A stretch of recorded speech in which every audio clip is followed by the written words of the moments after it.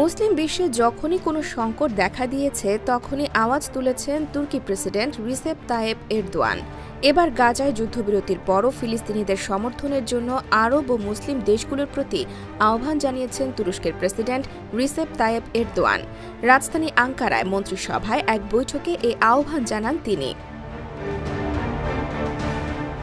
মঙ্গলবার এক প্রতিবেদনে ডেইলি সাবাহ জানিয়েছে, রাজধানী আঙ্কারায় মন্ত্রিসভার এক বৈঠকে এরদোগান আরব ও মুসলিম বিশ্বের প্রতি সংহতি ও মানবিক সহায়তার মাধ্যমে গাজার জনগণকে সমর্থন জানানোর আহ্বান জানিয়েছেন।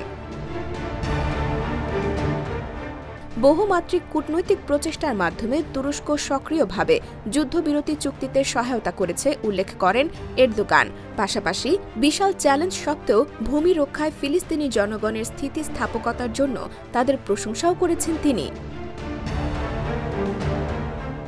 এরদোগান কারাগারে বন্দী ফিলিস্তিনিদের সঙ্গে ইসরায়েলের অমানবিক আচরণের বিষয়টিও ইঙ্গিত করে বলেন, ইসরায়েল ও ফিলিস্তিনের মধ্যে জিম্মি বিনিময়ের চিত্র দেখে বোঝা যায় কোন পক্ষ মানুষের জীবন ও মর্যাদাকে মূল্য দেয়।